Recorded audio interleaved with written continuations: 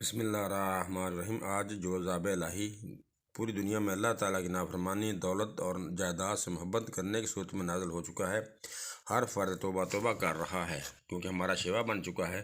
جب ہم پر انفرادی یا اجتماعی آفت نازل ہوتی ہے تو ہم خدا سے توبہ کرتے ہیں۔ جب پریشانی ختم ہو جاتی ہے تو پھر وہی خود غرضی کی زندگی شروع کر دیتے ہیں، نہ کسی کے کام آنا، اور بس دولت آ جائے تو ہر ایک کو اپنے سے کم تصور کرنا۔ غرض کہ نہ خدا سے سچی محبت، نہ اس کی مخلوق سے محبت، صرف اپنی ذات اور اپنی اولاد سے محبت کرتے ہیں۔ لیکن وہ لوگ جو خدا اور اس کی مخلوق سے محبت کرے، خدا بھی اس کو ہر عذاب الہی سے محفوظ رکھتا ہے۔ اس بار سچے دل سے ہر شخص توبہ کر لے اور دوسروں کے کام آنے کا اپنے آپ سے وعدہ کر لے تو آفت ٹل سکتی ہے۔ یہ ایک ایسے شخص کی کہانی ہے جس نے سچے دل سے توبہ کی۔ خدا نے اسے کے بیٹے کو ایک درویش کی دعاؤں سے صحت مند کی زندگی عطا کی، اور آج وہ ایک بہت بڑی کمپنی کا مالک ہے۔ اور اس کے والد، جن کا نام رانا آصف ہے، خدا کی مخلوق سے کس طرح کام آ رہے ہیں، اس کہانی کو پیش کرنے کی جسارت کر رہا ہوں۔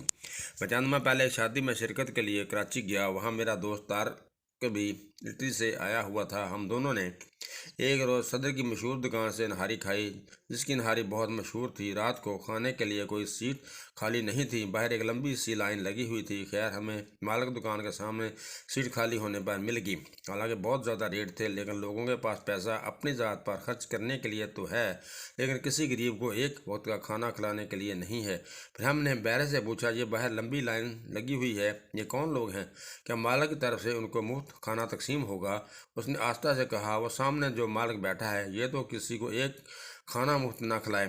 کافی عرصہ اسی ٹائم ایک آدمی خاموشی سے آتا ہے اور مالک کو رقم دے کر چلا جاتا ہے، لیکن آج اس شخص کو کسی نے نہیں دیکھا۔ لائن ختم ہو جاتی ہے مگر کھانا ختم نہیں ہوتا۔ بڑی برکت ہے اس شخص کی کمائی میں جو بھی ہے، اس دور کا درویش ہے۔ خیر، ہم لوگ نہاری کھانے میں مصروف تھے۔ اسی اثنا میں سادہ سے کپڑوں میں ایک آدمی بیگ لے کر مالک کے پاس آیا، اور مالک اس کو لے کر اندر کمرے میں چلا گیا۔ مالک دکان کسی گاہک کو خاطر میں نہیں لا رہا تھا، وہ اس کی عزت احترام سے رخصت کر کے باہر آیا، جیسے عموماً ہم ایک کو غلط رویے سے دیکھتے ہیں۔ میری بھی سوچ ایسی ہی تھی۔ جب ہم کھانا کھا کر باہر آئے تو وہ بھی شخص باہر ضرورت مند لوگوں کی لائن میں کھڑا تھا۔ نہ چاہتے ہوئے میں نے کہا، یہ کون ہے جس کو مالک دکان نے اتنی اہمیت دی؟ وہ خود لائن میں اپنی باری میں کھڑا ہو کر کھانا لینے کے لیے کھڑا ہے۔ میں نے ضروری کام کا بہانہ کیا، کل شادی والے گھر کا وعدہ کر کے الطاف ٹیکسی میں بیٹھ کر چلا گیا۔ اتنے میں ایک شخص ڈبے میں نہاری اور روٹیاں لے کر چل پڑا۔ میں بھی آہستہ آہستہ اس کے عقب میں چلتا رہا، اور پھر اختر کالونی والی بس میں سوار ہو گیا اور ایک کوارٹر میں تالا کھول کر اندر چلا گیا۔ تھوڑے وقفے کے بعد میں نے سوچے سمجھے منصوبے کے تحت بیل دی۔ وہ صاحب باہر آئے۔ جی حکم۔ میں نے اپنا نام بتایا کہ میں یہاں پر قربت سے کوئی محمود صاحب ہیں، ان کا پتہ معلوم کرنا ہے۔ وہ مسکراتے ہوئے بولے، آپ صدیقی ہو کر جھوٹ بولتے ہیں، آپ نے تو میرا پیچھا صدر سے کر رہے ہیں۔ بہرکیف بولے، کس قسم کی امداد درکار ہے؟ اور مجھے ایک الماری کھول کر بولے، جس قدر ضرورت ہو رقم لے لیں۔ وہ الماری نوٹوں سے بھری تھی، اور زیادہ تر نوٹ بڑی رقم والے یعنی 5,000 والے تھے۔ نہیں جناب، آپ کی دعاؤں سے میں معقول پینشن لیتا ہوں، اس پر میرا کوئی حق نہیں ہے۔ میں نے کہا، پھر کیا چاہتے ہیں؟ میں نے ساری کہانی اس کو بیان کر دی، کس طرح آپ نے دکان کے مالک کو ادائیگی کی، پھر ضرورت مندوں کی لائن میں لگ کر اپنی ہی ادائیگی کا کھانا حاصل کیا۔ وہ کہنے لگے، بات یہ ہے کہ یہاں تک ادائیگی کا تعلق ہے، یہ ان کا حق تھا، اور لائن میں بھی اس لیے کھڑا ہوا تھا تاکہ مجھے بھی اسی کیفیت سے گزرنا پڑے جس سے ضرورت مند گزرتے ہیں۔ لیکن یہ تبدیلی کیسے آئی؟ میں نے پوچھا۔ ایک درویش فقیر نے میری زندگی بدل دی، اور میرے بیٹے یاسر کو ان کی دعاؤں کے طفیر اللہ تعالیٰ نے نئی زندگی عطا کی، اور یہی آج میرے کاروبار کی دیکھ بھال کر رہا ہے۔ اس فقیر کی ہدایت کے مطابق خدا اور اس کی مخلوق تھوڑی بہت خدمت کر کے قبر کے عذاب سے محفوظ رہنے کی کوشش کر رہا ہوں۔ پھر اس نے اپنی اس حقیر زندگی سے یوں پردہ اٹھایا، میرا نام مکار عثمانی ہے۔ میرے والد مرحوم ایک بہت بڑی کمپنی کے مالک تھے۔ ان کی وفات کے بعد تمام کاروبار اکلوتی اولاد ہونے کی وجہ سے میں مالک بن گیا۔ میری بیوی بھی ایک اعلیٰ خاندان کی پڑھی لکھی اور دولت مند تھی۔ غرض کہ دولت ہمارے گھر کی لونڈی ہونے کی وجہ سے میں بہت مغرور اور خود غرض تھا۔ نہ کبھی زکوٰۃ خیرات کی، نہ اپنے سے غریب رشتہ داروں سے، راننا تو درکنار ان کو اپنے گھر آنے پر ذلیل کر کے گھر سے نکال دیتا۔ میرا ایک بیٹا تھا، میں نے اس کو اعلیٰ تعلیم دلوائی، لیکن اچانک اس کو ایک دن عجیب و غریب بیماری لگ گئی۔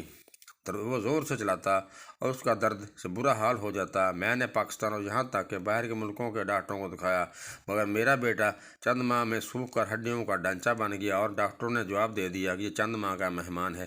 پھر مجھے اپنی خدا کی یاد آئی، اور خدا نے مجھے غرور کی سزا بیٹے کی بیماری کی صورت میں دی۔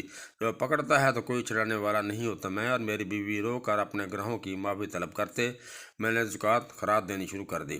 ماہ رمضان میں نے اور بیوی نے پوری روزے رکھے اور اللہ تعالیٰ سے معافی کے ساتھ یہ دعا کرتے، یا اللہ ہمارے بیٹے کو کم از کم عید تک زندہ رہنے دینا۔ 27ویں رمضان میں اور میری بیوی روزہ افطار کے لیے دسترخوان پر بیٹھے تھے، اچانک کسی نے بیل دی۔ میں نے باہر آ کر دیکھا تو ایک درویش نما آدمی کھڑا تھا۔ کہنے لگے، بیٹے میرا روزہ افطار کروا سکتے ہو؟ میں عزت و احترام ان کو دسترخوان پر لے آیا، اور روزہ کھولنے میں دیر تھی کہ اچانک میرے بیٹے نے زور زور سے چلانا شروع کر دیا اور رونے لگا۔